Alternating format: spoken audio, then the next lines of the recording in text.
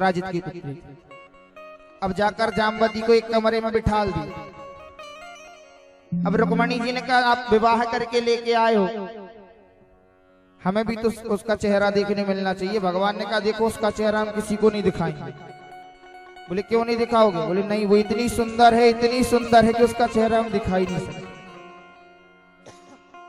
अब जो जामवंत जी हैं वो रीछराज हैं, तब थोड़ी बहुत तो भाई आ जाता है पुत्र में भी। तो उन्होंने कहा हम दिखा ही नहीं सकते, इतनी सुंदर है। उन्होंने कहा तुम दूसरा विवाह करके लाए और कहते इतनी सुंदर है, हमसे सुंदर है मतलब? बोले आपसे इतनी सुंदर है कि देखोगी तो देख ही नहीं पाओगी। वहीं बैठे बैठे रुक्मणी जी ने कहा ये अंदर बैठी बैठी इतनी सुंदर हो रही है, जाओ मैं तो यही कहती हूँ कि ये भी हमारे जैसे बराबर सुंदर ही हो, हमसे ज्यादा सुंदर नहीं, हमारे जैसे सुंदर। तो जामवती जी जो जी रीछराज की पुत्री थी वो भी रुक्मणी जी की जैसे सुंदर हो गई। अब जाकर जब देखा बोले ये तो हमारे ही जैसे है। भगवान ने मन में सोचा करवाया हम ही ने तो है। भगवान का तीसरा विवाह। चौथा विवाह भगवान एक बार अर्जुन के साथ जा रहे थे, घूमने निकले अर्जुन के साथ। अर्जुन के साथ जब जा रहे थे तो देखा भगवान को रास्ते में एक जगह प्यास लगी। जब प्यास लगी तो यमुना किनारे पहुंचे। अर्जुन ने कहा भगवान मैं जल ग्रहण करके आ जाऊं। बोले जाओ जल पी कर आओ। अब जाकर देखा जैसे जल पीने लगे तो देखा यमुना में एक स्त्री बैठकर तप कर रही है। अर्जुन ने पूछा देवी तुम कौन? बोले मैं कालिंदी। बोले यहाँ क्या कर रही हो? बोले भगवान को प्राप्त करने के लिए तप कर रही हूं। मेरे पिताश्री ने कहा भगवान को प्राप्त करना है इसलिए तप कर रही हूं। उन्होंने भगवान से जाके कहा, भगवान ने कहा क्या है? बोले भगवान हम आपको पति रूप में चाहते हैं। भगवान ने कहा चौथा भी होगा। चौथा विवाह कालिंदी से हुआ। पांचवा विवाह उज्जैन के राजा बिंद और अरविंद की बहन मित्रविंदा से हुआ। छठवा विवाह कौशल देश के राजा नग्नजित जिनकी कन्या का नाम था सत्या।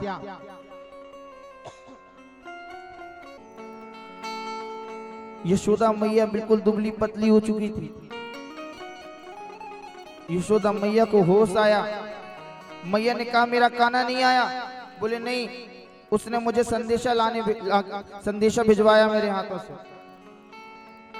उन्होंने कहा परसों की बोल कर गया था और परसों बीत गया, इसके बाद भी भेजा तो संदेशा भेजा। अरे वो आ नहीं सकता था मुझसे मिलने, अगर आ जाता तो क्या हो जाता। उन्होंने बताया मैया तेरा लाला द्वारकाधीश बन गया है, राजपाट में व्यस्त हो गया है, इसलिए उसने संदेशा भेजा है। बोल रहा था आऊंगा, पहले तुम जाके संदेशा देकर चले जाओ। और मैया तुम विलाप क्यों करती हो? वो तो साक्षात परम ब्रह्म है, भगवान है। भगवान अगर चले गए तो उन्हें अपनी आत्मा में ढूंढो, आत्मा में वहीं विराजमान है, वो कहीं दूर नहीं गए हैं। मैया ने कहा तुम कहते हो वो भगवान है। अरे अगर भगवान होता तो वो मेरे यहाँ चोरी करता, मटकी फोड़ता, गोपियों का जाता, गोपियों के यहाँ चोरी कर करके आता। तुम कहते हो भगवान हो, तो भगवान कभी चोरी करते हैं? भगवान को सत्य बोला जाता है और मेरा कान्हा तो कभी सत्य बोलता ही नहीं था। हर बात पे झूठ के अलावा उसने कभी कुछ बोला ही नहीं। तुम कहते हो वो भगवान है। नंद बाबा ने कहा तुम भगवान बोलते हो? अरे वो मेरी चरण पादुकाओं को अपने सिर पर रख के लेकर आता था कि बाबा इन्हें धारण कर लो, और मैं कभी कभी जानबूझकर चरण अपनी पादुकाओं को नहीं पहनता था, क्यों कान्हा लेकर आता था। और तुम कहते हो वो भगवान है। अरे अगर भगवान होता तो वो बात बात पर झगड़ा ना करता, बात बात पर रोता नहीं। भगवान कभी रोते नहीं है, और वो रोता था भगवान को कभी भूख नहीं लगती, उसे भूख लगती थी तो कहता था मैया मुझे माखन चाहिए। अगर भगवान होता तो माखन मांगता? उन्होंने कहा अरे वो लीला करने आए थे, जितनी लीला थी यहाँ की उन्होंने कर दी, अब बाकी जो बची है द्वारका की वहां कर रहे हैं। उन्होंने कहा तुम भगवान की बात कर, चलो ठीक है तुम कहते हो भगवान हो, अरे तो हम उसके लिए क्यों ना रोए? अगर हमारा कान्हा हमें छोड़कर चला गया है और तुम कहते हो कि भगवान है, तो उद्धव एक बात को याद करो कि हमारा घर तो हमारे भगवान स्वयं छोड़कर चले गए, और जिसका घर स्वयं भगवान ने छोड़ दिया हो, ये बताओ वो विलाप ना करे तो क्या करे? तुम भगवान की उपमा देते हो। अरे हमारा घर, अगर हमारा कान्हा भगवान है ना, तो उसने हमारा घर भी छोड़ दिया, हमारे भगवान हमें छोड़कर चले गए, हमारे जीवन का अब लक्ष्य ही क्या है?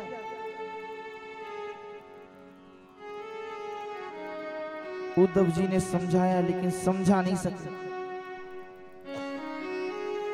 उद्धव जी के हृदय से, उद्धव जी ज्ञानी थे, समझाने का प्रयास किया, समझ रहे थे कि मैं समझा दूंगा,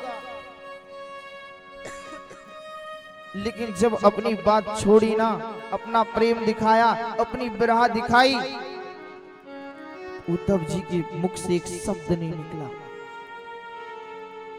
चल दिए उद्धव जी वहां से जाने लगे और पहुंचे कहां?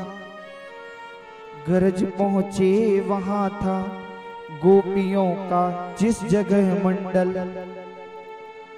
वहां थी शांत पृथ्वी वायु धीमी, व्योम था निर्मल,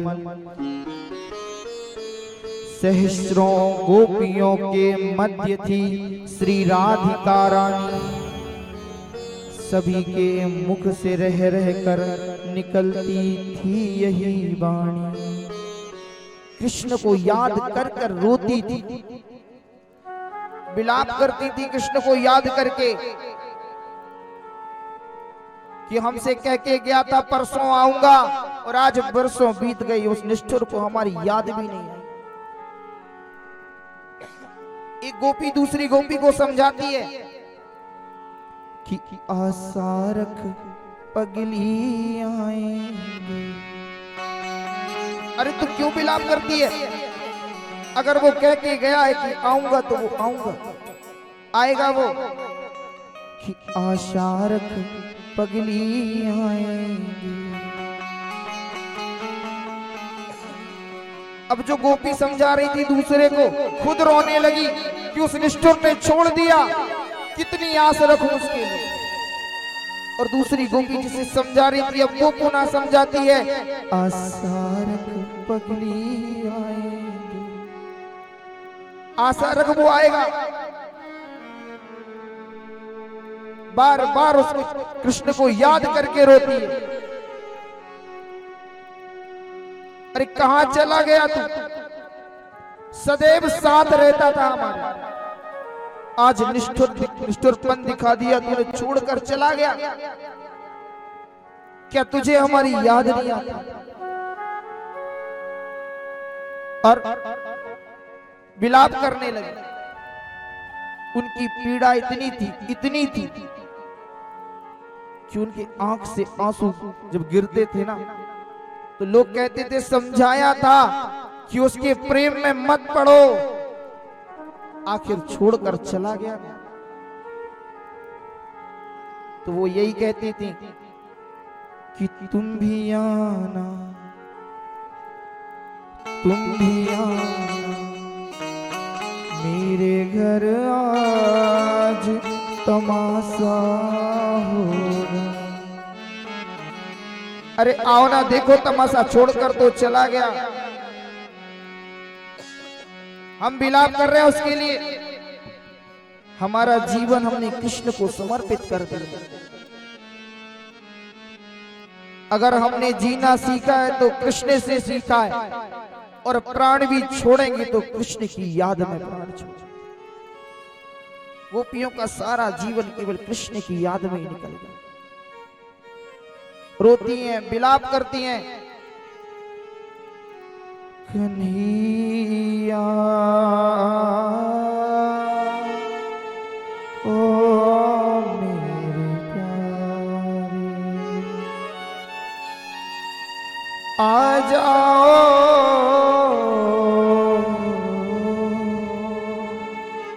आ जाओ।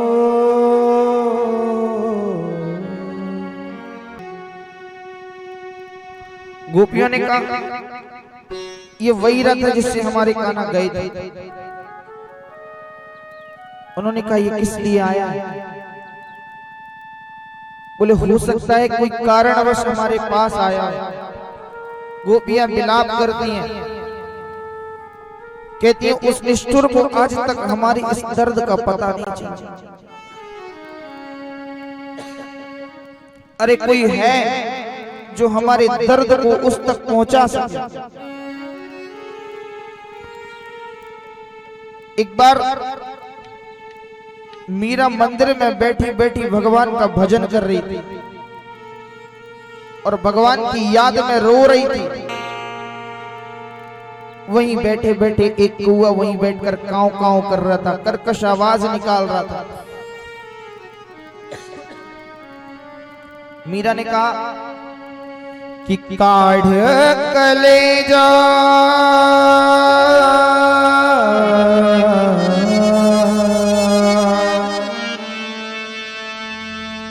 कि काढ़ कलेजा मैं रखूं रे,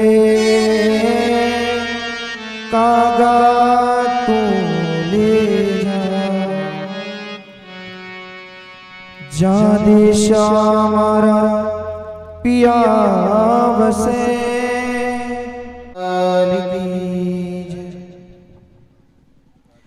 राधा रानी सरकार की जय।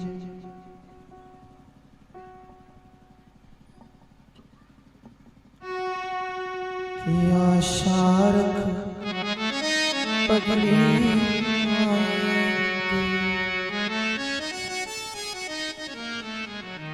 शारक पगली आएंगे, हरि आएंगे, हरि आएंगे, हरि आएंगे।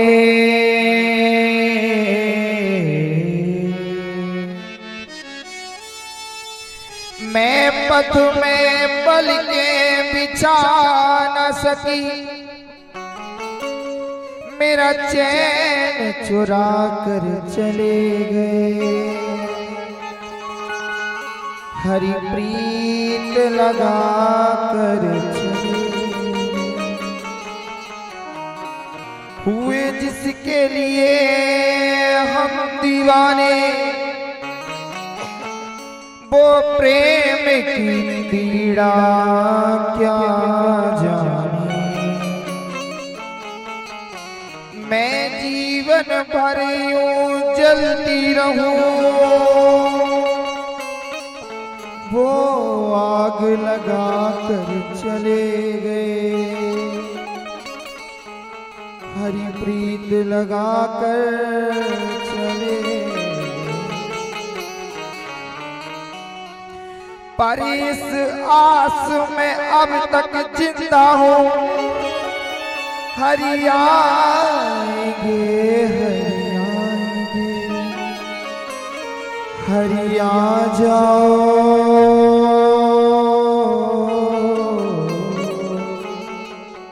आ जाओ, हरि आ जाओ।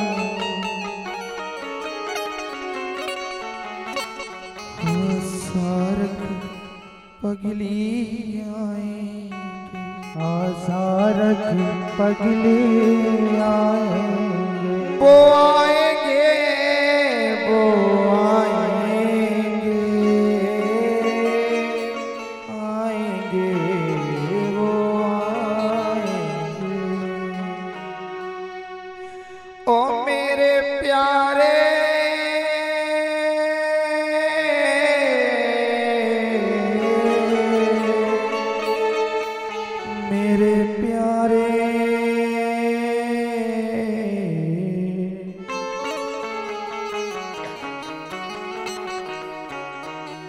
गोपियां विलाप करती, अरे छोड़कर जाना था तो चले जा, मगर जाते जाते ऐसी प्रीत क्यों लगाई। यमुना से कहती है तू एक बात बता, क्या तुझे तेरे प्यारे की याद नहीं आती। उसने कहा इतना शांत बहती हूं, इसका मतलब ये तो नहीं कि मैं अपने कान्हा को याद ना करती। रो रो कर विलाप करती हैं गोपियां। इस प्रकार विलाप करती हैं कि जब रथ को रुका देखा तो खुद परेशान हो गई। अरे ये रथ क्यों आया है? कल कान्हा को लेने आया था, आज पता नहीं किसे लेने आया।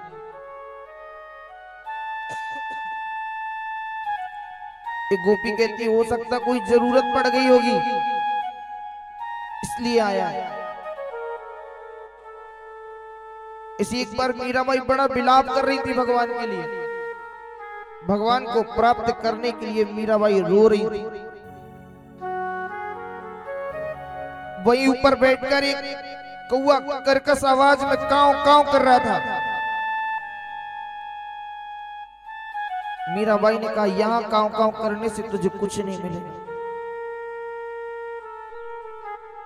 कि काढ़ कलेजो मैं रखूं रे,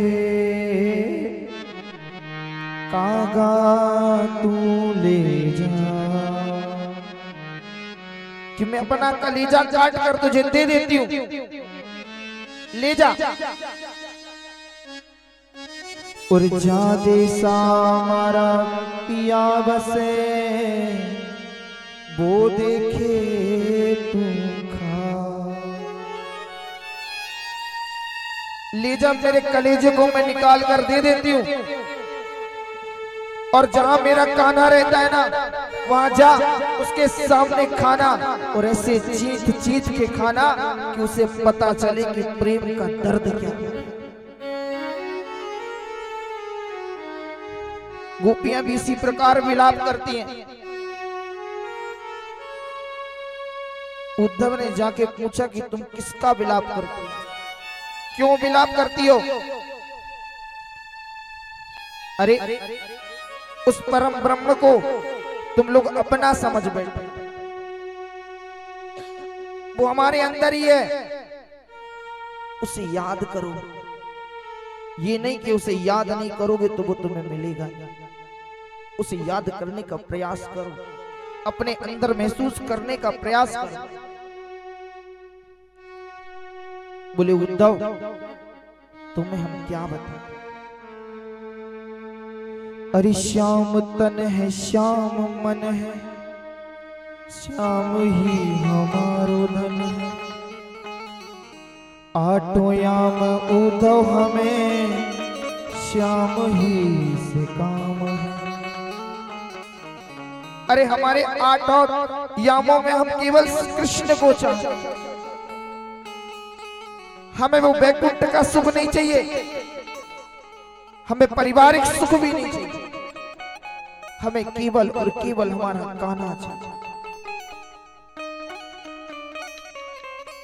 तुम क्या समझते हो? तुम कह दोगे वो ब्रह्म है तो हम मान जाएंगे।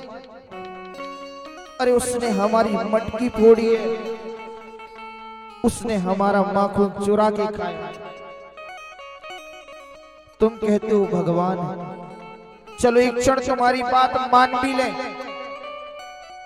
तो जिसे भगवान छोड़ दे, भगवान छोड़कर चला जाए, उसकी दशा कैसी हो? कहा उद्धव ने यह पढ़कर मैं मथुरा से आया हूं, सुनाता हूं संदेशा श्याम का जो साथ लाया हूं, कि जब यह आत्मसत्ता ही अलख निर्गुण कहाती है, तो फिर क्यों मोह बस होकर व्यर्थ क्यों गीत गाती है। वही मेरा श्याम है, वही मेरा श्याम। अरे वो आत्मा में ढूंढने से मिलेगा, उसका विलाप करने से कोई मतलब नहीं। राधा रानी ने कहा श्री राधिका ने तुम संदेशा खूब लाए हो, मगर ये याद रखो प्रेम की नगरी में आए। संभालो योग की पूंजी न हाथों से निकल जाए, मेरी बिरहा की अग्नि में तेरी पोथी ना जल जाए। अगर निर्गुण है हम तुम तो कौन कहता खबर किसकी, अगर निर्गुण है हम तुम तो किसको लगती नजर किसकी। जो हो अद्वैत के कायल तो फिर क्यों द्वैत लेते हो। अरे खुद ब्रह्म होकर ब्रह्म को उपदेश देते हो। तुम कहते हो कि वो ब्रह्म है, चलो तुम्हारी बात मान लेते। तुम कहते हो उसे आत्मा में ढूंढो, आत्मा में ढूंढो। ब्रह्म है, वो भी ब्रह्म है, मैं भी ब्रह्म। एक बात बताओ, तुम्हें शर्म नहीं आती? ब्रह्म का संदेशा लेकर ब्रह्म को सुनाने आए। अरे तुमने क्या सुना है, क्या सुना है कान्हा के मुख से हमेशा? उद्धव ने कहा मैंने सुना है वो हमेशा एक ही शब्द कहता है। बोले क्या? बोले राधा राधा। कृष्ण को याद कर कर राधिका कहने लगी, एक बार तो राधा बनकर देखो मेरी सांवरिया। राधा यूं रो मैं जो ऐसो जानती प्रीत किए दुख हो। मैं जो ऐसो जानती प्रीत किए दुख हो। नगर डिंडोरा पीटती प्रीत नगर। एक बार राधा बन कर देखो मेरे सावरिया। राधा ये रो रो कहे, राधा ये रो रो कहे। एक बार तो राधा बन कर देखो मेरे सावरिया। राधा ये रो रो कहे, राधा ये रो रो कहे।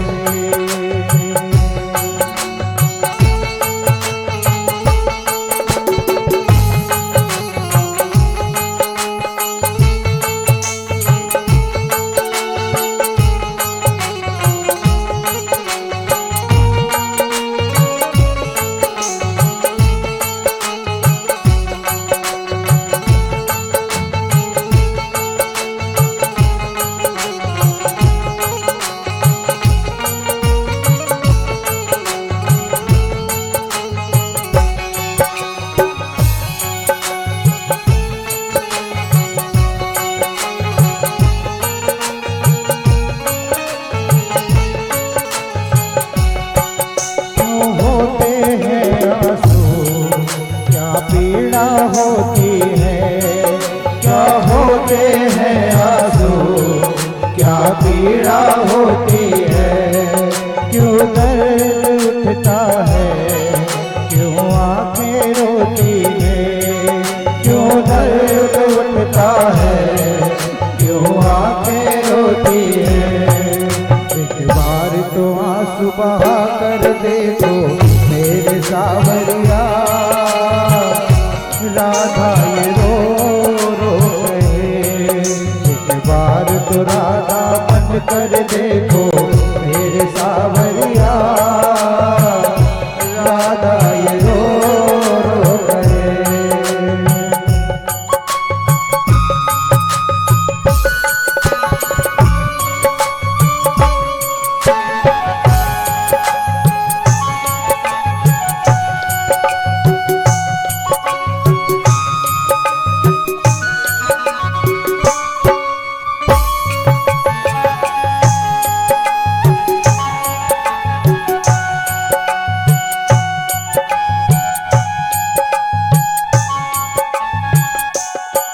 और विलाप करती हुई कहती हैं कि तुमने अब तक केवल हमारे दिल को दुखाने का ही प्रयास किया है, कभी हमारे दर्द को महसूस करके देखना। कैसा लगता है जब कोई किसी की याद में बैठता है, जब विरह की वेदना सताती है ना, तो ना भोजन करने का मन करता है, ना किसी से बात करने का। और कहते हैं क्या होते हैं आंसू, क्या पीड़ा होती है, क्या होते हैं आंसू, क्या पीड़ा होती है, क्यों दर्द उठता है, क्यों आंखें रोती है। एक बार तो आंसू बहा कर देखो मेरे सावरिया, राधा ये रो रो कहे।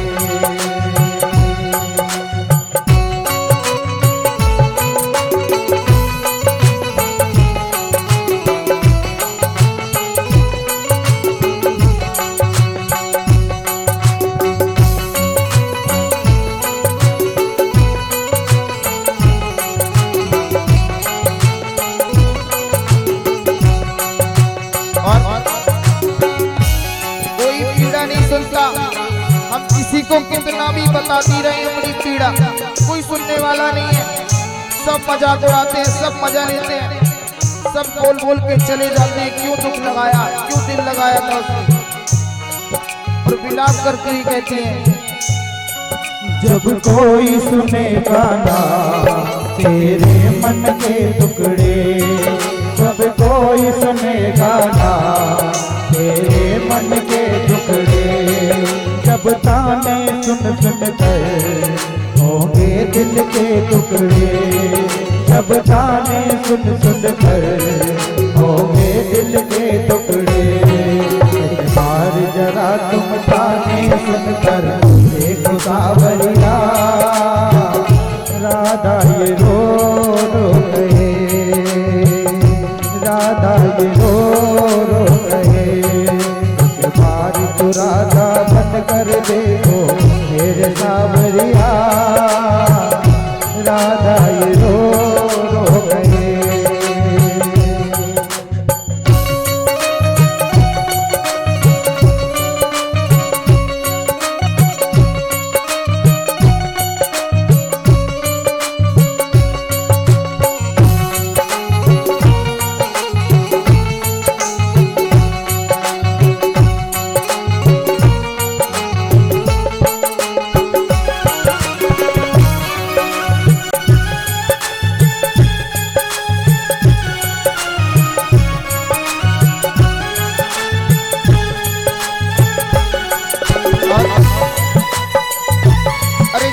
निकल जाता है याद करते करते, हमने कितना याद किया। अगर हम जब याद करने बैठती हैं, तेरी राह देखने बैठती हैं, तो आंख से आंसू के अलावा और कुछ नहीं निकलता। हम सदैव तेरी याद करते हैं और कहते हैं पतंगट पे मधुबन में वो इंतजार करना, पनघट पर मधुबन में वो इंतजार करना, वहीं शाम तेरी खातिर घुट घुट के यूं मरना। पनघट पे मधुबन में वो इंतजार करना, वहीं शाम तेरी खातिर घुट घुट के मरना। एक बार किसी का इंतजार कर देखो सावरिया राधा ये रो गए, राधा ये रो गए। एक बार तो राधा बन कर देखो मेरे सावरिया, राधा ये रो गए।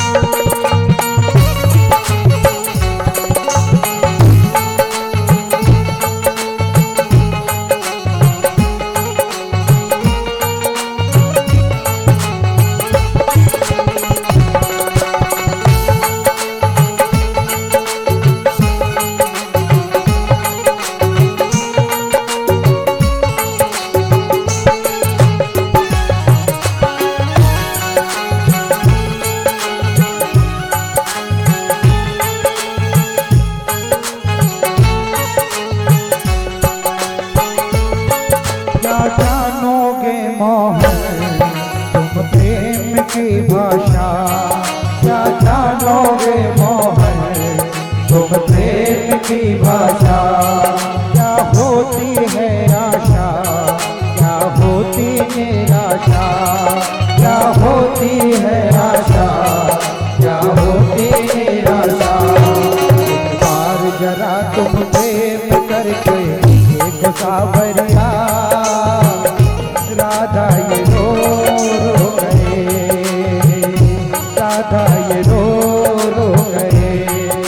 एक बार तो राधा बन कर देखो मेरे सावरिया, राधा ये रो गए।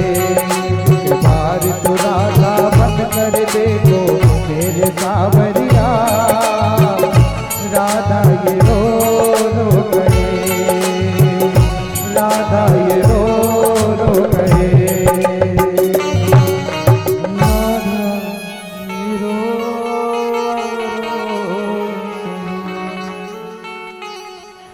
बहुत दूर तुम आ गए कृष्ण कन्हैया, आज तुमको आज भी टेरती उन गैयों की आवाज। अरे इतना दूर चला गया, बहुत समझाया। जब उद्धव जी ने अपना ज्ञान दिखाना प्रारंभ किया तो गोपियों ने कहा तुम ज्ञान दिखाते हो, अरे गौर से देखो मेरे साथ, मेरे तरफ देखो गौर से। उद्धव से कहा गौर से। उद्धव ने जब गौर से देखा तो राधा रानी के साथ कन्हैया विराजमान थे। उद्धव की आंख में से आंसू आने लगे। उद्धव ने अपनी आंख को भींजा और दोबारा देखा तो फिर देखा कि कन्हैया है ही नहीं। गोपियां मुस्कुराने लगी, अरे अभी तो तुम ज्ञान दे रहे थे, अब कहां गया तुम्हारा ज्ञान। एक गोपी यमुना से पानी ले आई, बोले पंडित जी महाराज लो आंख में छींटा मार लो। उन्होंने वास्तविक में आंख में छींटा मारा और देखा इधर मोहन बनी राधा, राधा की जुदाई में, उधर राधा बनी मोहन, मोहन की जुदाई में। इधर देखा ध्यान से, जब अच्छी ध्यान से देखा तो राधा रानी के बगल में कन्हैया विराजा। कहने लगे अरे मुझे भेजकर खुद आकर यहाँ बैठा है। और थोड़ी देर बाद देखा तो कन्हैया वहां थे ही नहीं। ब्रजवासियों ने कहा एक ही तन मन प्राण है, दो रसिकन प्रतिपाल, और कुंज विहारिणी राधिके कुंज विहारी लाल। अरे तुमने वहां कन्हैया के मुख से क्या सुना? कन्हैया क्या बोलता है? बोले वो तो कहता है कि जब से बिछुरे राधिके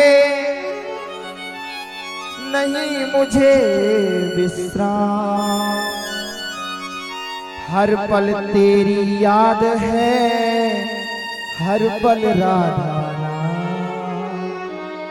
बोले हमेशा राधा का नाम, हमेशा राधा राधा ही बोल।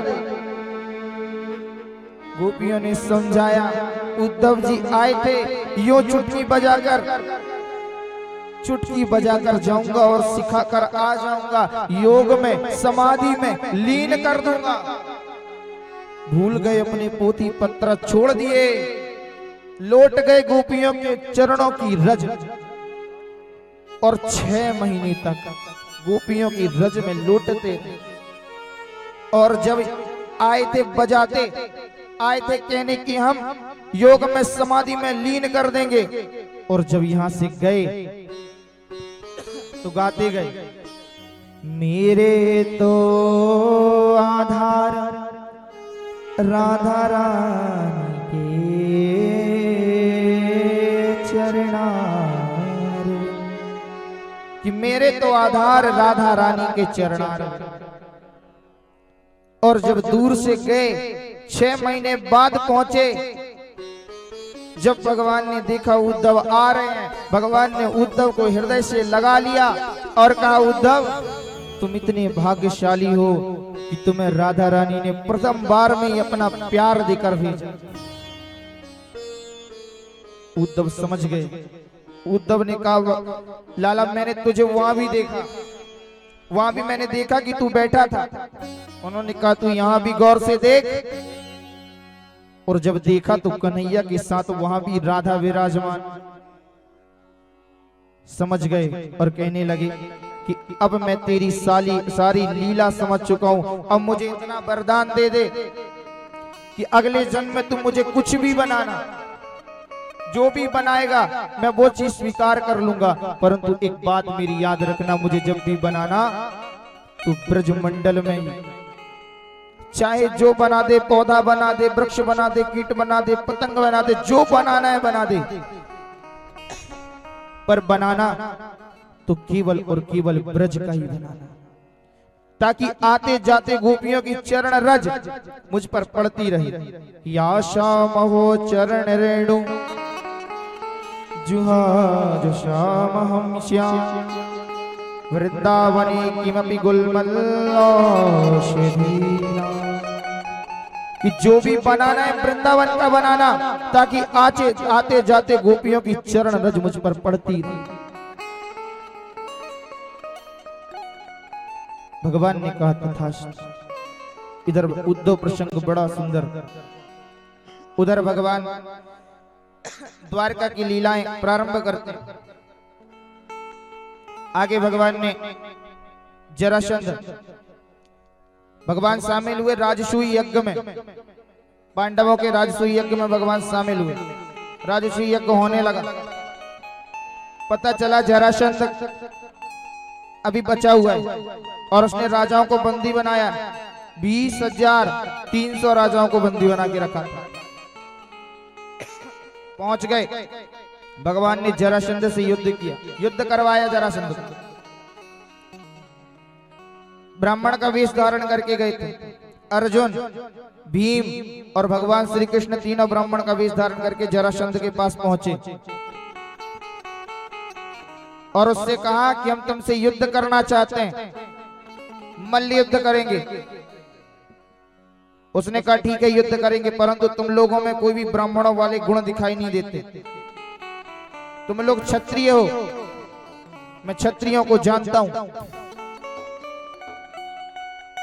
भगवान ने कहा ठीक है, अपने अपने वेश में आ गए और कहे चलो युद्ध करो, किससे करना चाहते हो। उसने कहा कि मैं श्री कृष्ण से युद्ध तो नहीं करूंगा, क्योंकि एक बार रण छोड़कर भाग चुका है, ये मेरे बराबर का नहीं है। भगवान ने कहा तो किससे करोगे? बोले अर्जुन से कर ले। बोले अर्जुन से भी नहीं करूंगा, ये मेरे से छोटा है, 1-2 पड़ेगा तो गिर जाएगा। बोले तो किससे करोगे? बोले हाँ इस भीम से कर सकता हूं, थोड़ी बहुत मेरे बराबर का है। बोले करो युद्ध। दोनों का मल्ल युद्ध प्रारंभ हुआ। कहते 27 दिन दोनों का युद्ध चला। अब उसको मारने के लिए जैसी करें तो भगवान ने उसे इशारा किया, उसे कितना भी मारे वो मरे ना। भगवान ने एक कुशा लिया और उसे बीच में से फाड़ा और इशारा किया भीम को, इसे बीच में से इसके 2 टुकड़े कर दो। भीम ने कहा ठीक है प्रभु। उसके बीच में से 2 टुकड़े कर दिए जरासंध के और फेंक दिए अगल बगल। थोड़ी देर बाद देखा तो उसके दोनों टुकड़े आपस में फिर जुड़ गए और जोर जोर से हंसने लगा। बोले मारो, कौन मार सकता है। दोबारा किया, दोबारा में 2 टुकड़े करके फेंक दिए, फिर दोबारा उसके दोनों टुकड़े जुड़ गए। भगवान मन में समझे इसका उपाय अब समझ में आया, क्योंकि जब जरासंध का जन्म हुआ था ना तो जरासंध का जन्म 2 टुकड़ों में हुआ। दोनों रानियों ने आधे आधे बच्चे को जन्म दिया था। जरासंध के जो पिता थे, जरासंध के पिता की 2 पत्नी थी, संतान नहीं थी। संतान न होने के कारण उन्होंने एक ऋषि के पास गए। उस ऋषि ने एक फल दिया। दोनों रानी से बराबर प्रेम करते तो बीच में से फल को काट दिया और दोनों रानियों को आधा आधा दे दिया। समय आने पर दोनों रानियों के गर्भ से आधे आधे बालक ने जन्म लिया। अब दोनों रानी आपस में डर गई और उसे एक द्वार पर बाहर फेंक दिया। वहीं से जरा नाम की राक्षसी गुजर रही थी, नजर पड़ गई। देखा ये बालक जन्मा है 2 टुकड़ों में। उसने आया, अपनी योग शक्ति से उसे जोड़ दिया। जैसे जोड़ा तो किलकारी देकर रोने लगा। राजा रानी बाहर आके देखे, बोले पुत्र बाहर है। देखा जरा राक्षस, बोले इसके 2 टुकड़े थे, मैंने योग माया से जोड़ दिए, नाम पड़ गया जरासंध। जरा राक्षसी ने इसके दोनों टुकड़ों की संधि कर दी, नाम पड़ गया जरासंध। अब इसके दोनों टुकड़ों को जब भी भीम 2 टुकड़े करे वो जाके जुड़ जाए। भगवान ने दूसरा कुशा उठाया और भीम की तरफ इशारा करके कहा इसको ऐसे तोड़ो और विपरीत दिशा में फेंक दो। भीम समझ गए।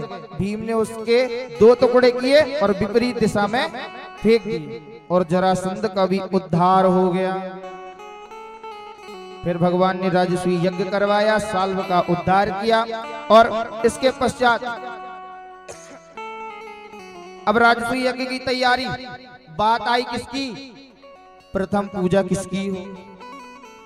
तो जरासंध का जो पुत्र था सहदेव, वो भगवान को मानता था, भगवान की पूजन करता था। उसने कहा प्रथम पूजा के अधिकारी केवल वासुदेव कृष्ण हैं। अब बैठे बैठे शिशुपाल को बड़ा क्रोध, बोले एक बार हमारी जिसके साथ विवाह होने वाला था उसका हरण करके ले गया, दूसरी बार हमारा जो मित्र है रुक्मी, उस बेचारे की दाढ़ी मूंछों में जाके गठान लगा के आ गया। भगवान को गालियां देना प्रारंभ कर दिया। अब वो गाली देता जाए, सब खड़े हो गए, बोले अगर तूने भगवान को गाली दी तो तुझे छोड़ेंगे नहीं। भगवान ने कहा भैया सब बैठ जाओ। बोले क्यों?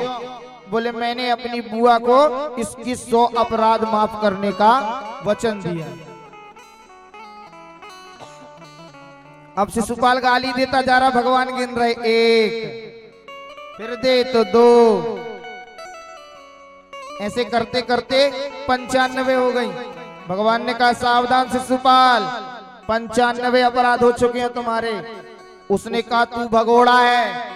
भगवान ने कहा 96। बोले तू छल करता है। भगवान ने कहा 97। अब वो गालियां देता जाए, भगवान का 98, 99 और लास्ट आई तो भगवान ने कहा 100। अब सावधान,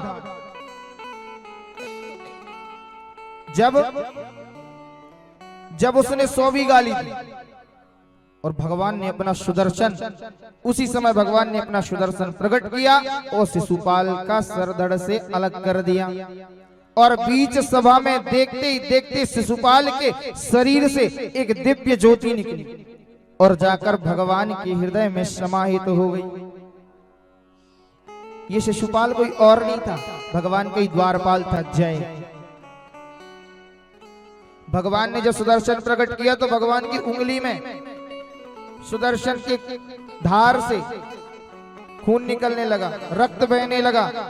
सब देख रहे, कुछ निकाले। उसी समय द्रौपदी बैठी बैठी अपने साड़ी के पल्लू को फाड़कर भगवान के हाथ में लपेट दिया। भगवान ने कहा, तुमने अपनी साड़ी फाड़ दी? बोले, कन्हैया, तुम्हारे हाथ में जो रक्त निकल रहा था उससे ज्यादा महत्वपूर्ण मेरी साड़ी नहीं है। भगवान ने कहा, बहन, आज से तेरा ये उपकार मेरे ऊपर रहेगा, तू जब बुलाएगी मैं तब आऊंगा। भगवान ने वही उपकार चुकाया। कब? जब द्रौपदी का चीर हरण हो रहा था, भगवान ने चीर बढ़ाकर वो उपकार चुकाया। जैसे ही शिशुपाल को भगवान ने शिशुपाल का उद्धार किया, पता चला दंतवक्त्र को पता चला, निकल पड़ा अकेले भगवान से युद्ध करने के लिए। बोला, मेरे मित्र को मारा, छोड़ूंगा नहीं। अकेला चला गया युद्ध करने। भगवान ने कहा, चलो तुम और बाकी रहे, आ जाओ। भगवान ने उसका भी उद्धार कर दिया। और जब उसका उद्धार हुआ तो उसके शरीर से भी एक दिव्य ज्योति निकली, और वो दिव्य ज्योति जाकर समाहित हो गई किसमें? भगवान में। इस प्रकार भगवान ने शिशुपाल का भी उद्धार कर दिया। और जय और विजय को जो 3 जन्मों का शाप मिला था, उनका भी उद्धार हुआ। सतयुग में बने थे हिरण्याक्ष और हिरण्यकश्यपु, भगवान ने उद्धार कर दिया। त्रेता में बने थे रावण और कुंभकर्ण, भगवान ने उनका भी उद्धार कर दिया। तीसरा जन्म द्वापर में लिया, शिशुपाल और दंतवक्त्र के रूप में, भगवान ने इनमें भी उनका उद्धार कर दिया। इन दोनों का एक मित्र था, विदुरथ। उसे पता चला कि हमारे दोनों मित्र को कान्हा ने मार दिया। अपनी तलवार लिया और बिना किसी सैनिक के भगवान को मारने चल पड़ा। भगवान ने कहा, इन लोगों को डर ही नहीं लगता बिल्कुल। 2 को तो उद्धार कर दिया, ये तीसरा फिर आ रहा है। ललकारने लगा, सावधान। भगवान ने कहा, हम तो खड़ा ही है, आओ। गया, भगवान पर प्रहार करने लगा। भगवान ने सुदर्शन चक्र से उसका भी सरधड़ से अलग किया और उसका भी उद्धार कर दिया। और एक बार भगवान जब वहां से गए तो देवकी माता ने कहा, हमने सुना है कि तुमने संदीपनी मुनि के पुत्र को, जिसकी मृत्यु हो चुकी थी, उसे यमलोक से लाकर तुमने उनसे वापस मिलाया। तुम मेरे पुत्र को भी वापस लाकर मुझसे मिलाओ। भगवान गए राजा बलि के सुतल लोक और वहां से देवकी के 6 पुत्रों को लेकर आकर देवकी माता से मिला दिया और देवकी माता के कष्ट को भी भगवान ने दूर किया। इसके पश्चात अर्जुन का विवाह हुआ सुभद्रा से और द्वारकापुरी में एक ब्राह्मण के जो पुत्र थे, एक ब्राह्मण के जितने भी पुत्र थे ना, उन पुत्रों को लेने के लिए बार बार जन्म लेती पृथ्वी पर धरे और वो स्वर्ग को चले जाएं। अपने आप सशरीर स्वर्ग को जा रहे थे। अर्जुन भगवान के पास रुके हुए थे। अर्जुन ने कहा, अरे मेरे होते हुए ऐसा हो ही नहीं सकता, मैं वचन देता हूं तुम्हारे पुत्रों की रक्षा करूंगा, अगर नहीं किया तो अपने आप को अग्नि में समाहित कर, अग्नि में प्रवेश कर जाऊंगा जलती हुई। और अपनी धन और विद्या से उस ब्राह्मण की कुटी के ऊपर एक पिंजरा बना दिया, जाल बना दिया। परंतु अगले पुत्र ने जैसे ही जन्म लिया और फिर भगवान के पास पहुंचे। अर्जुन जाने लगे, अग्नि में प्रवेश करने लगे। भगवान ने समझाया, अर्जुन अभी इसका समय नहीं आया है, चलो मैं तुम्हारे इसके पुत्रों को लेकर आते हैं। भगवान रथ पर सवार हुए, दिव्य रथ पर, और भगवान साकेत धाम गए। साकेत धाम जाने के बाद भगवान की मुलाकात हुई नारायण भगवान से और भगवान ने कहा, तुम दोनों नर नारायण हो और जल्दी ये सब लीलाएं करके वापस पुनः मेरे पास आ जाओ। भगवान का और कोई भक्त है जिसकी पावन कथा, तो उन्होंने कहा एक भक्त और है। बोले कौन? बोले कृष्णस्यासी सखा कश्चित ब्राह्मणो ब्रह्मवित्तमः विरक्तेन्द्रियार्थेषु प्रशान्तात्मा जितेन्द्रियः। कृष्णस्यासीत् सखा कश्चित् ब्राह्मणो ब्रह्मवित्तमः। इतने विश्लेषण सुखदेव जी महाराज ने किसी के लिए उपयोग नहीं किए जितने अब उपयोग किए। क्या बोले? साधारण नहीं है, सुनो। कृष्ण का एक सखा है। कौन? कृष्णस्यासी सखा कश्चित ब्राह्मणो ब्रह्मवित्तमः। ब्राह्मण है, ब्रह्म को समझने में परम उत्तम। जो ब्रह्म को समझ सके वही है। और कैसा है? विरक्त इंद्रियार्थेषु, इंद्रियों से विरक्त, इंद्रियों पर जिसका संयम, इंद्रियों से व्याप नहीं सकती। और गरीब नहीं बोला, दरिद्र नहीं बोला, क्या बोला? प्रशांत आत्मा जितेंद्रिय। प्रशांत आत्मा सबसे बड़ा सागर है ना, प्रशांत महासागर। वो जितना बड़ा है, इतनी बड़ी जिसकी आत्मा है, इतना बड़ा जिसका स्वभाव है। कौन? भगवान के परम मित्र सुदामा।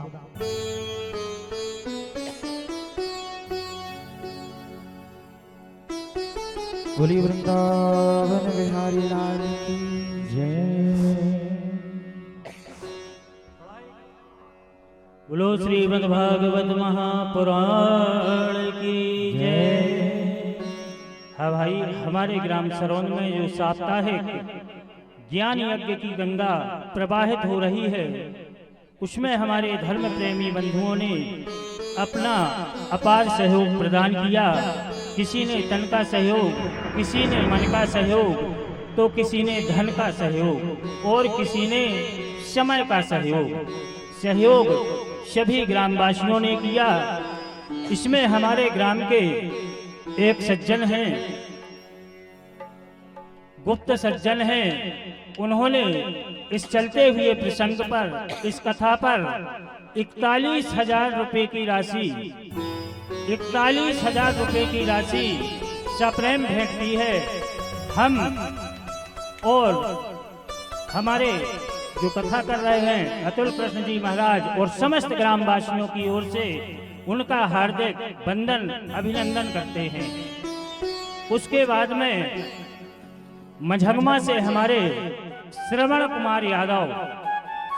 कुमार यादव उन्होंने भी इस कथा में 5100 रुपए की राशि प्रदान की है।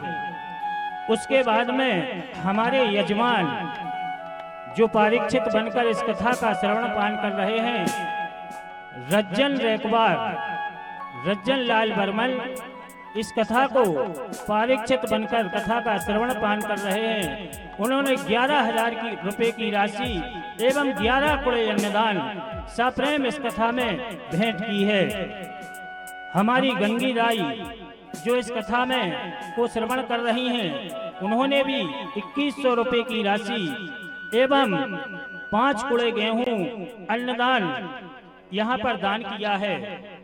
और हमारे तोड़ल ठाकुर, उन्होंने 501 रुपए की राशि इस कथा पर दान की है। एक गुप्त सज्जन है, उन्होंने भी 1100 रुपए की राशि इस कथा में दान की है। सुलोचना बाई रेकवार हैं, नरसिंहपुर में रहती हैं, उन्होंने 1651 रुपए की राशि यहाँ पर दान की है। हमारे शिव कुमार ठाकुर, उन्होंने भी 501 रुपए की राशि 2.25 कुड़े अन्नदान इस कथा में दान किया है। हमारे ग्राम की शीला मैडम जी, उन्होंने भी इस कथा में 2100 रुपए की राशि यहाँ पर दान की है। और उड़ना से हमारे मोहित बादल, उन्होंने 11,000 रुपए की राशि इस कथा में दान की है। और जैसा कि सभी ग्राम के ग्रामवासियों को विदित है कि आज कथा का अंतिम दिवस है। सुदामा चरित्र के बाद वेद व्यास पूजन, फूलों की होली और कल कन्या भोज एवं भंडारा का कार्यक्रम है। तो इसमें हमारे माननीय श्री धनराज पटेल ग्वारी घाट वाले बाबूजी, वर्तमान सरपंच बबलू मालगुजार, भंडारे का कार्यक्रम, इन दो व्यक्तियों ने अपना सहयोग भंडारे कराने में प्रदान किया है। हम एवं समस्त ग्रामवासियों की तरफ से इन धर्म प्रेमी बंधुओं का हार्दिक वंदन अभिनंदन करते हैं और भगवान से प्रार्थना करते हैं कि धर्म के प्रति इसी तरीके से उन धर्म प्रेमी बंधुओं की धर्म ज्योति इसी प्रकार जगमगाती रहे। कम से कम ताली बजा दो, खराब लग रहा हो का? बोलो श्रीमद् भागवत महापुराण की।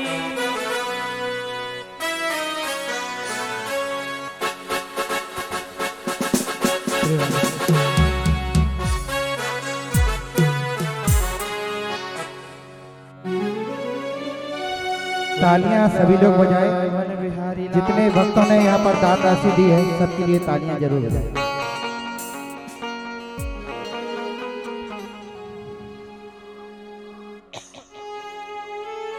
देखो, पूजा करे मन पवित्र और दान किए धन पवित्र। इस प्रकार जो भी दानदाताओं ने दान किया है, भगवान के पूजन में लगाया है, भगवान की इस कथा में दिया है, और जिन्होंने भी भंडारे का कार्यक्रम दिया है, सभी को प्रसाद वितरण का दिया है, कम से कम हम उन लोग के लिए तालियां तो बजाई सकते। भगवान के लिए उन्होंने भगवान के धर्म के कार्य में लगाया, भगवान उन्हें दिन दोगुना और रात चौगुना देगा। क्योंकि हम भगवान के लिए एक हाथ से देते हैं ना, तो दूसरे हाथ से भगवान हमें भी देते हैं। हम उनके लिए 10 खर्च करते हैं तो वो हमें करोड़ देते हैं। भगवान कहते हैं एक बार मेरे रास्ते पर आकर तो देख, तेरे लिए हजारों रास्ते ना खोल दूं तो कहना। एक बार मेरे दर पर सर झुकाकर तो देख, तुझे संसार की नजरों में ना उठा दूं तो कहना। और एक बार मेरे लिए धन खर्च करके तो देख, तेरे लिए धन के भंडार ना खोल दूं तो कहना। हम भगवान के लिए जितना करते हैं भगवान उतना हमारे लिए करते हैं। भगवान के भक्तों में एक भक्त हुए सुखदेव जी महाराज कथा सुनाते हैं कि एक भक्त हुए जिनका नाम था सुदामा। देखो, आज हम आपको एक बात बताते हैं। श्रीमद् भागवत महापुराण में कहीं पे भी ना तो राधा जी का नाम स्पष्ट लिया गया है, ना तो किसी गोपी का नाम स्पष्ट लिया गया है, केवल यशोदा जी का नाम लिया गया है। बाकी किसी भी गोपी का नाम स्पष्ट नहीं है, और ना ही सुदामा जी का नाम है। भागवत में कहीं पे भी सुदामा जी का नाम नहीं है।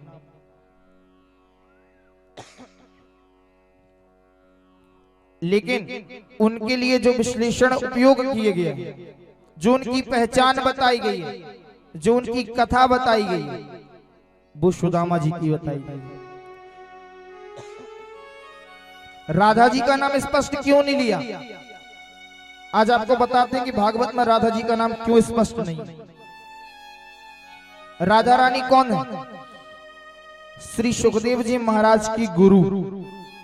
सुखदेव जी महाराज गुरु मानते हैं राधा रानी। राधा रानी जी ने सुखदेव जी महाराज को अपनी हथेली पर बैठाल के श्रीमद् भागवत महापुराण का उपदेश दिया था। हम आप जो बैठे हैं ना, यहां बैठे हैं और कहीं नहीं, राधा रानी के हस्त कमल पे बैठे हैं। चाहे हम यहां बैठे, चाहे आप लोग वहां बैठे, पर बैठे कहां है? राधा रानी के ही हस्त कमल पे। कहते हैं जो वक्ता कथा करता है और जो श्रोता कथा सुनता है वो साक्षात राधा रानी के हस्त कमल पर बैठकर सुनता है और हस्त कमल पर बैठकर ही वक्ता भगवान की कथाओं का बखान करता है। और यहाँ बैठने वाला वक्ता उस कथा का बखान नहीं करता।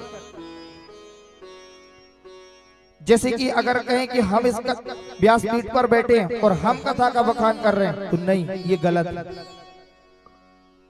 हम केवल और केवल माध्यम बन के बैठे।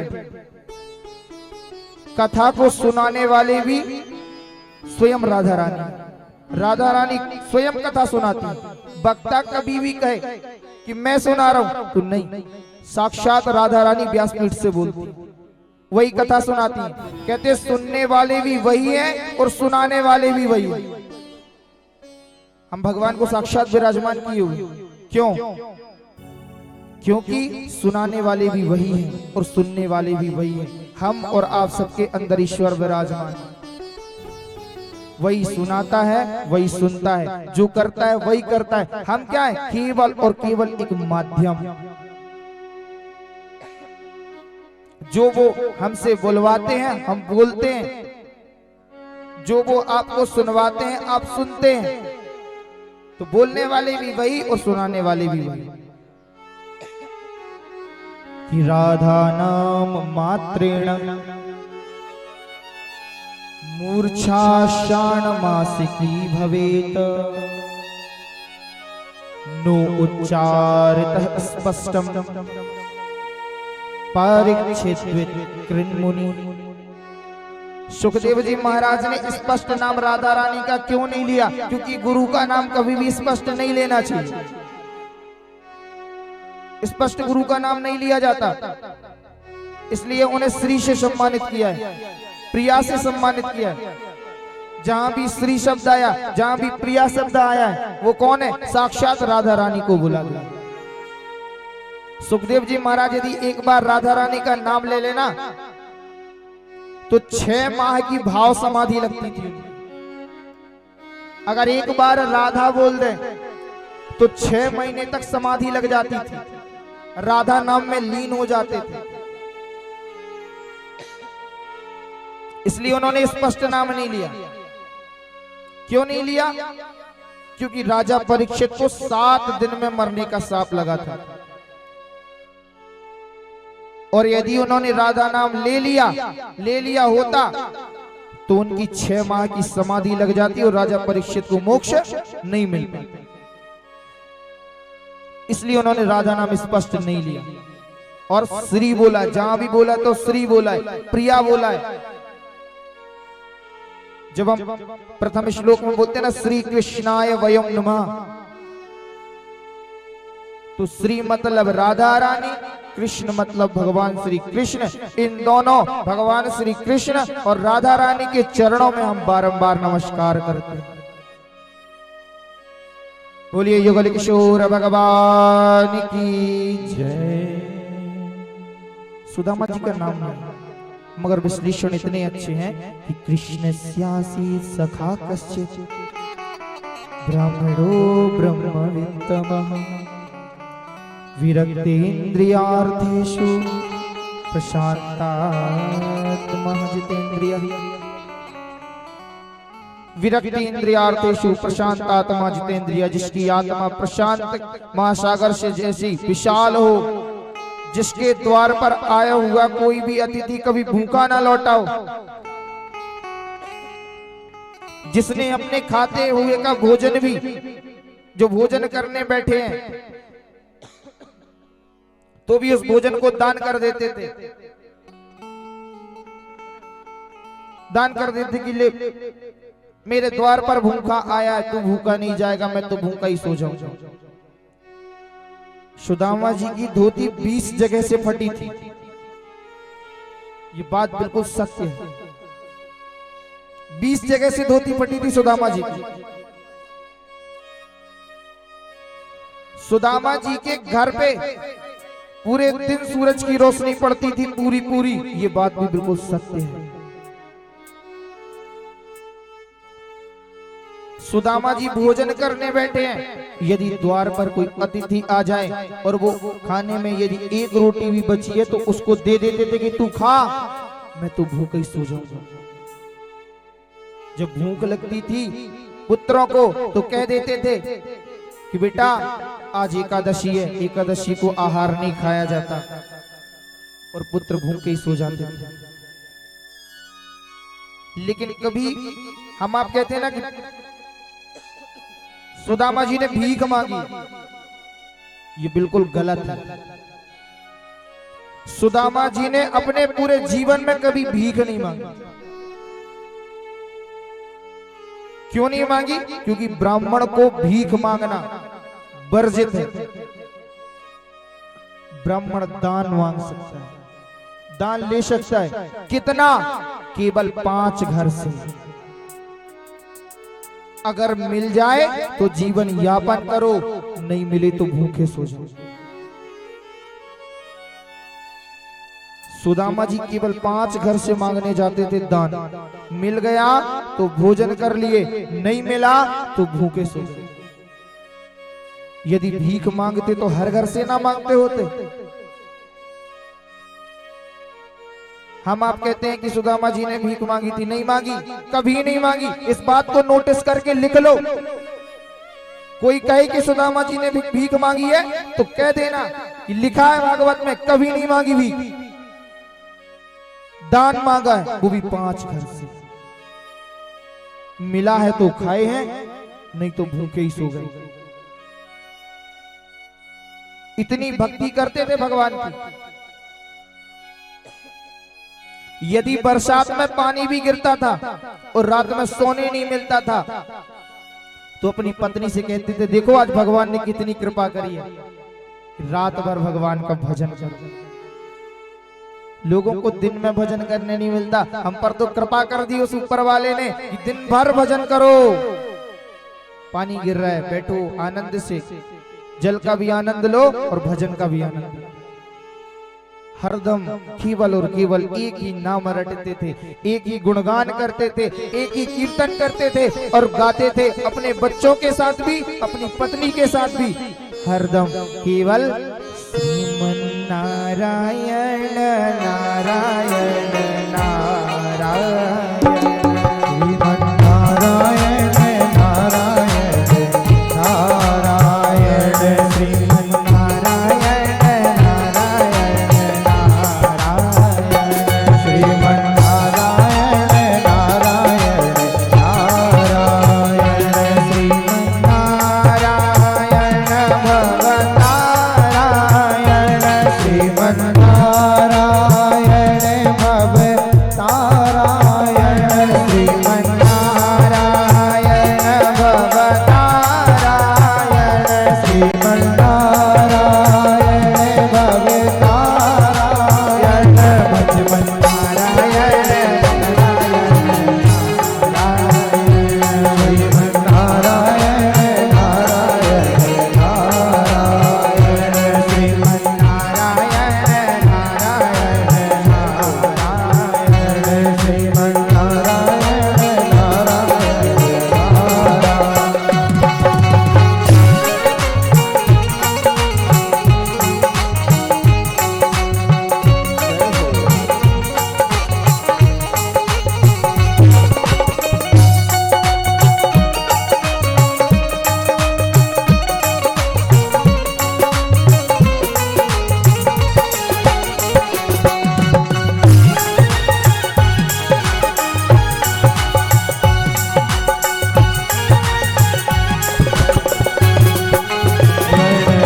अंदर नारायण बाहर नारायण, अंदर नारायण बाहर नारायण, मुझ में नारायण तुझ में नारायण, तुझ में नारायण तुझ में नारायण, जहाँ देखो वहाँ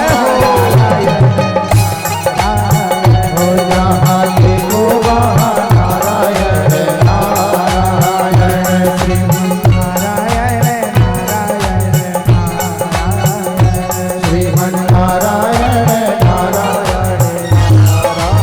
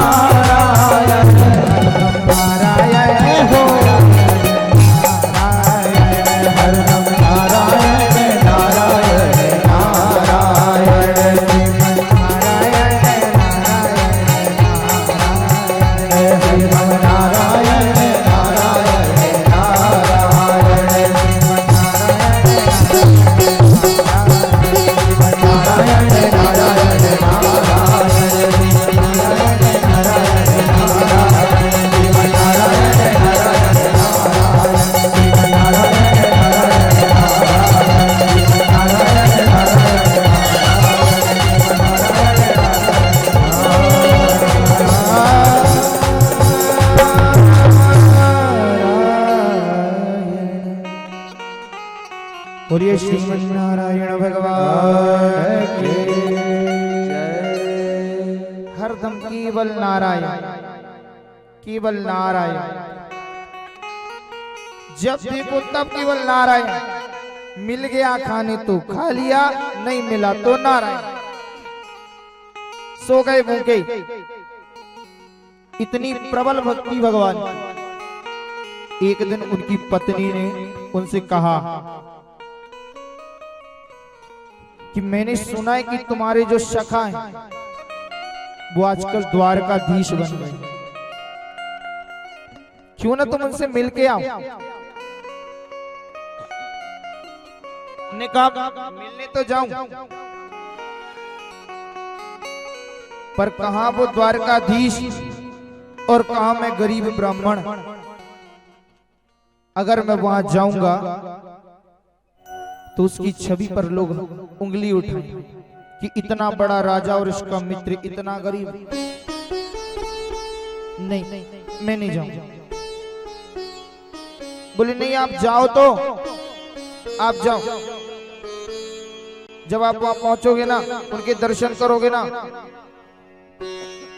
मुझे लगता है वो तुम्हें स्वीकार अवश्य करेंगे। तुम जाओ। नहीं जाओगे तो कम से कम दर्शन तो तुम्हारे हो ही जाएंगे। उन्होंने कहा कि शायवं भार्यया विप्रो बहुशा प्रार्थितो मृदु अयं हि परमो लाभः उत्तम श्लोक दर्शनम। उन्होंने कहा चल तू कहती है तो मैं जाता हूं। अरे तेरे जैसी पत्नी भी तो कोई हो, कम से कम भगवान के दर्शन को प्रेरित तो करती है। अरे हर पत्नियां तो रोकती हैं कि कहीं मत जाओ, जो हम कहते हैं वही करो। लेकिन अरे तेरे जैसी पत्नी भगवान सबको दे जो कहती है कि जाओ भगवान से मिलके। अरे भगवान के मिलन के लिए जो उत्साहित कर रही है। ठीक है, तू कहती है तो मैं मिलने जाऊंगा। बोली तुम इतनी दूर द्वारकाधीश के पास जाओगे, कम से कम कुछ लेकर जाओ। उन्होंने कहा मेरे पास कुछ नहीं है, क्या लेकर जाऊं? बोले तुम रुको, मैं लाती हूं। जैसी गई, उन्होंने गई तो अलग अलग घर से चावल लेकर आए। 3 मुट्ठी चावल, और वो भी बांधा किसमें? एक फटे हुए कपड़े। अर्थ क्या? अलग अलग घर से क्यों लिया? एक ही घर से क्यों नहीं ले लिया? अलग अलग घर से इसलिए लिया कि सुशीला जानती थी कि मेरे पति इतने ऐसे हैं कि वो मांगेंगे नहीं। द्वारकाधीश बोलेंगे ना कि मित्र तू ठीक है ना, तेरे घर परिवार में सब ठीक है ना, तो ये कह देंगे कि हाँ सब ठीक है, पर किसी से मांगेंगे नहीं। इसलिए सुशीला ने अलग अलग घर से चावल ले आई। क्यों लाई? क्योंकि जब भगवान देखेंगे ना कि इसके घर में एक मुट्ठी चावल भी नहीं। प्रत्येक चावल का आकार छोटा और बड़ा है, अलग अलग प्रकार का चावल है। मतलब ये कि इसके घर में खाने के लिए एक मुट्ठी चावल भी, और दे दिया। कहा जाओ और एक संदेशा सुना दे। बोले कहना भाभी ने तुम्हारे लिए एक संदेशा भेजा। बोले बता क्या बोल रहे? बोले जाकर कहना 1 माह 2 पाक में 2 एकादशी हो, सो प्रभु दीन दयाल ने नित्य प्रतिदिन 1 माह 2 पाक में, 1 महीने में 2 पाक होते हैं, कृष्ण पक्ष और शुक्ल पक्ष। 2 एकादशी आती हैं, एक कृष्ण पक्ष की, एक शुक्ल पक्ष की। दोनों में व्रत रहा जाता है, निराहार, आहार नहीं खाया जाता उस दिन, एकादशी व्रत रहा जाता है। और जिस दिन इनके घर में भोजन नहीं बनता था उस दिन कह देते थे बेटा आज एकादशी है, एकादशी को आहार नहीं खाते इसलिए सो जाओ, और पुत्र खा जाते, सो जाते थे बिना खाई। और क्या कहते थे, इसलिए बोला जाकर संदेशा सुनाना, एक माह दो पाक में दो एकादशी हो, सो प्रभु दीन दयाल ने नित्य प्रतिदिन, कि हे प्रभु हे दीन दयाल तुम्हारी इतनी कृपा है कि जिस एकादशी का इंतजार लोग हर दो पाक में करते हैं तुमने मुझे प्रत्येक दिन दे दी, इतनी कृपा है तुम्हारी हमारी ऊपर। सुदामा जी चल दिए, रास्ते में जाते हैं केवल भगवान का भजन करते जाते हैं, जो मिलता उसके साथ रहते, केवल भगवान का भजन करते। द्वारका का रास्ता पूछते पूछते चल दिए और रास्ते में जो मिलता उससे केवल एक ही कीर्तन गाते जाते हैं, श्रीमन नारायण नारायण नारायण, श्रीमन नारायण नारायण नारायण, श्रीमन नारायण नारायण नारायण, श्रीमन नारायण नारायण नारायण, श्रीमन नारायण नारायण नारायण। जो मिला रास्ते में उससे केवल और केवल यही, मैं अपने मित्र के पास जा रहा हूँ, अपने द्वारकाधीश के पास जा रहा हूँ, और केवल एक ही कीर्तन उससे भी कराते खुद भी करते। चाहते तो सुदामा जी अकेले कीर्तन कर सकते थे लेकिन नहीं किया। क्यों? उन्होंने भगवान के नाम को रखा तो कहां, हृदय में तो रखा पर अपनी जिह्वा पर भी रखा। तुलसीदास जी ने लिखा है भगवान के नाम को रखने की विधि बताइए, कहां रखना है भगवान का नाम। अरे हृदय में रखो तो ठीक है, पर रखो तो और कहां। तुलसीदास जी लिखते हैं कि राम नाम मणि दीप धर, अजी जी है देहरी द्वार, तुलसी भीतर बाहर जहां चाहसी उजियार। कि राम नाम मणि दीप धरू, राम नाम क्या है, एक दीप के समान है। जैसे हम आप पहले के समय में एक दिया बनाते थे, उस दिया को कहां रखते थे, अपने घर की देहरी पे। क्यों? क्योंकि वो बाहर भी उजाला करेगा और अंदर भी उजाला करेगा। एक दीपक दो काम कर देगा। रखते थे कि नहीं रखते थे? डिब्बी बना के रखते थे, एक अंदर बीच में रख दिया देहरी पे, तो बाहर आंगन में भी उजाला, अंदर भी उजाला। अंदर वाले का भी काम चल रहा, बाहर वाले का भी काम चल रहा। प्रकाश कहां? दोनों तरफ। वही नियम है भगवान के नाम को रखने का कि राम नाम मणि दीप धर।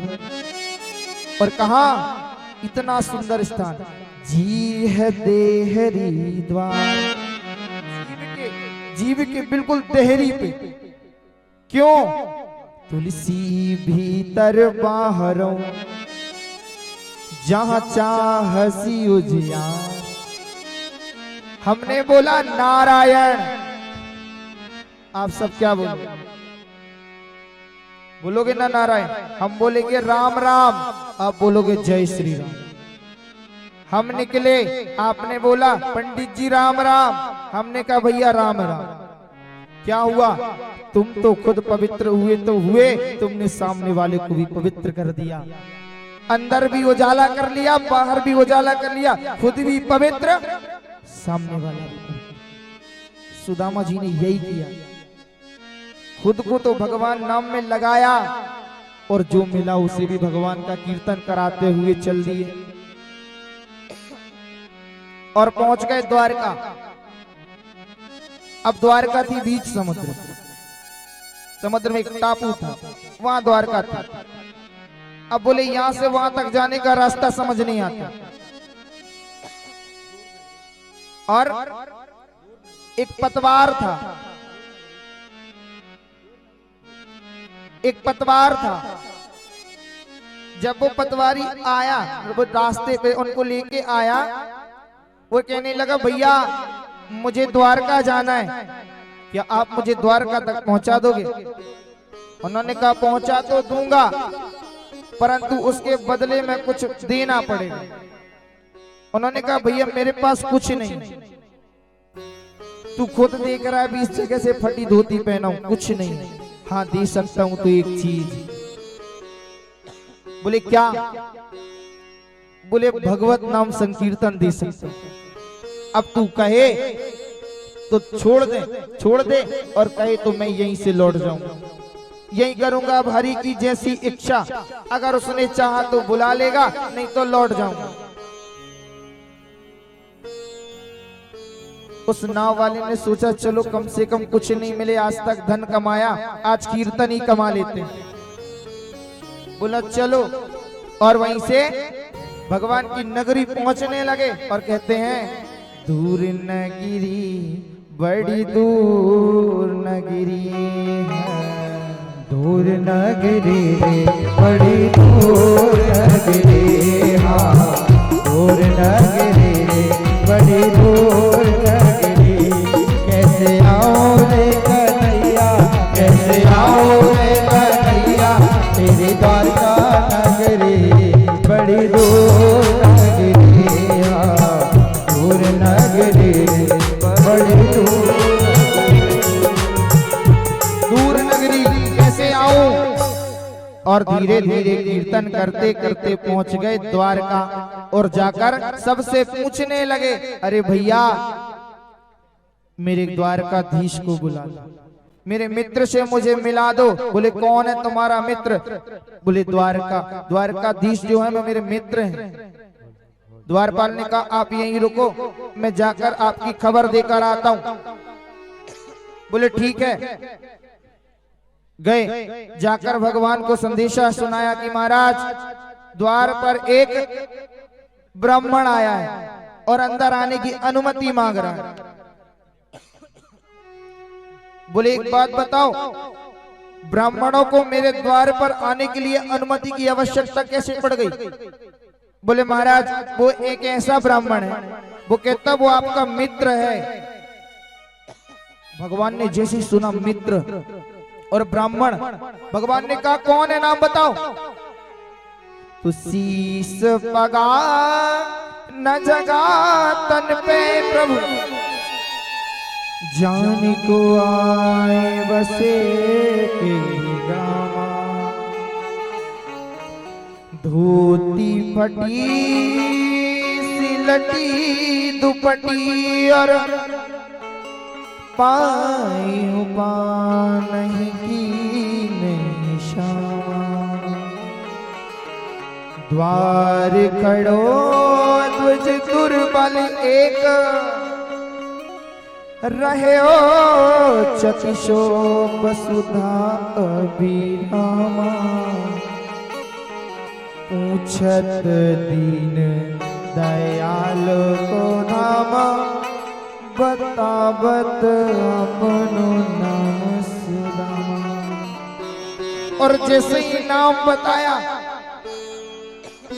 भगवान ने सुना अरे सुदामा आया है। भगवान ने चारों तरफ कुछ नहीं देखा, ना तो भगवान ने पादुकाएं पहनी और ना ही भगवान ने मुकुट धारण किया। और नाम सुदामा का सुनते ही तज आसन धारे द्वार की ओरा।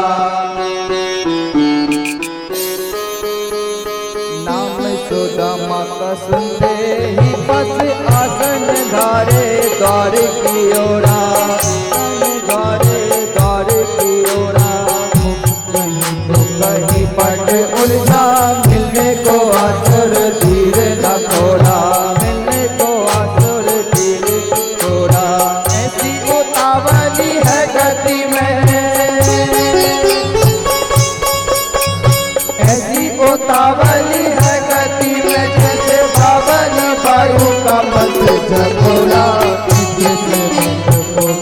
चले तो जावत चांद की ओर चलो राजा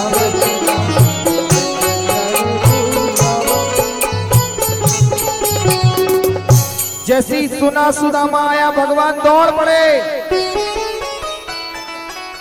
और ऐसे दौड़े कि कभी तो भगवान द्वारपालों से टकराए तो कभी दासियों से टकराए और दौड़ते चले कि तीनों के बंद सिंधु करुणा के बंधु लेकर नैनों में जल बिंदु सारे नातों से बढ़कर एक नीह का नाता निभानी चली।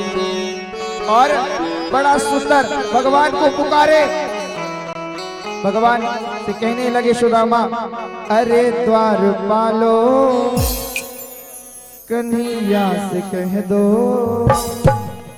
कि दर पे सुदामा गरीब आ गया।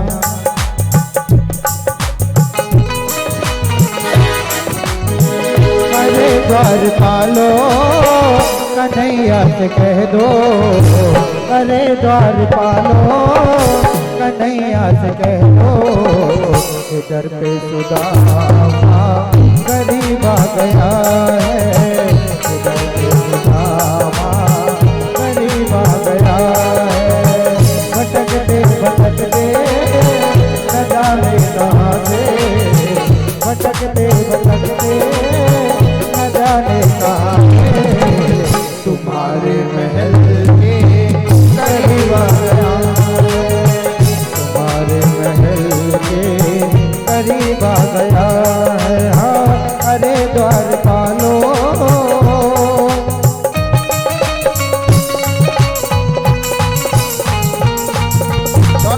तालियों की सेवा करते हुए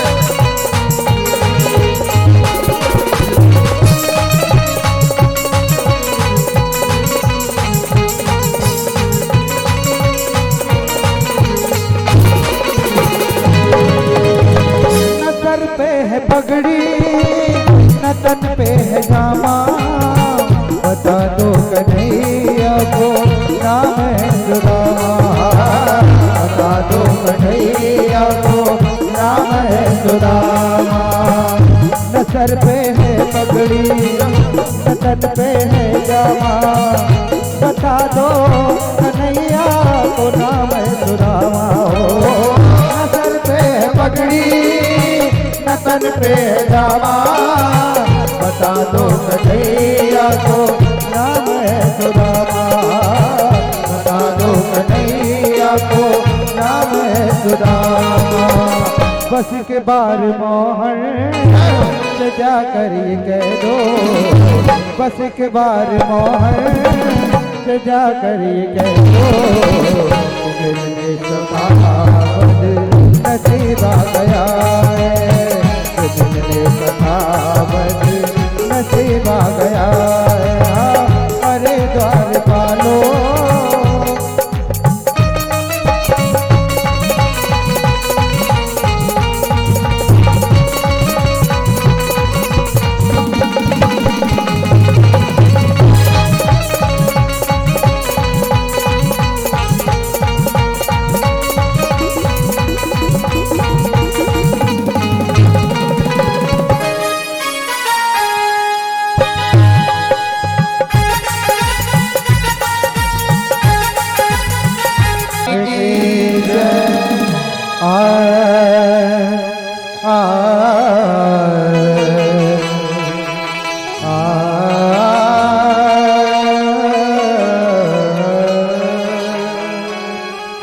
देखो देखो ये गरीबी कहाँ कृष्ण के दर पे विश्वास लेके आया हूँ। मेरे बचपन का यार है मेरा श्याम, बस यही सोच के एक आस लेके आया हूँ।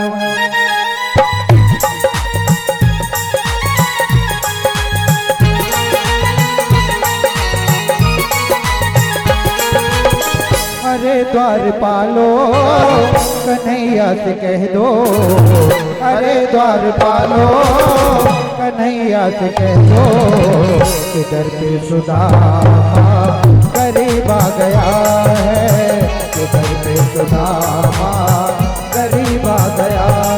हो भटकते भटकते न जाने कहाँ से, भटकते भटकते न जाने कहाँ से, तुम्हारे महल के करीब आ गया है, तुम्हारे महल के करीब आ गया है। हाँ अरे द्वार पालो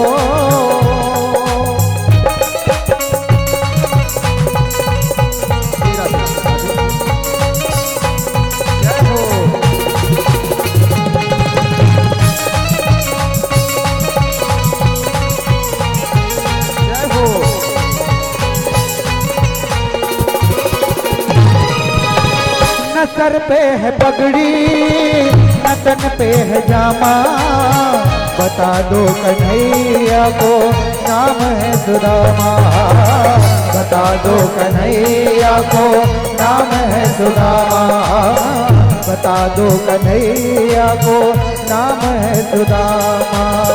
बस एक बार मोहन से जाकर ये कह दो, बस एक बार मोहन से जाकर ये कह दो कि मिलने सखावत नसीब आ गया है, कि मिलने सखावत नसीब आ गया है। हाँ अरे द्वार पालो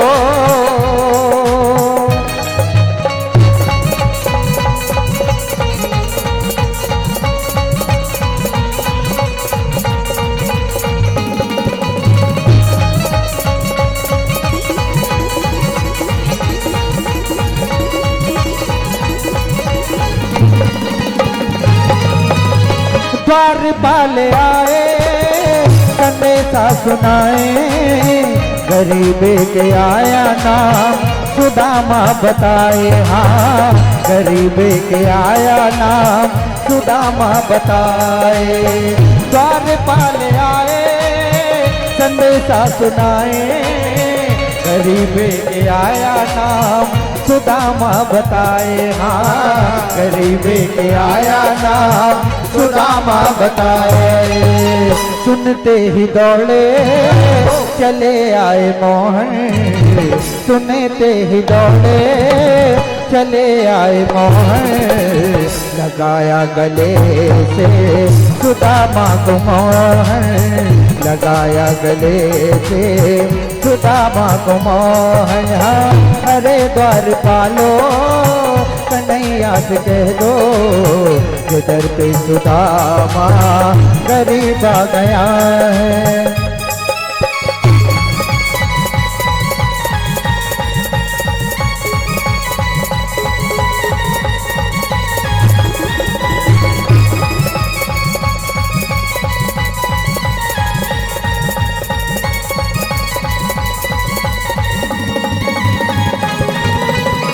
बराबर से अपने सुदामा बिठाए, बराबर से अपने सुदामा बिठाए, आ गया है। अरे द्वार पालो कन्हैया से कह दो कि मिलने सुदामा गरीब आ गया है, कि मिलने सुदामा गरीब आ गया है।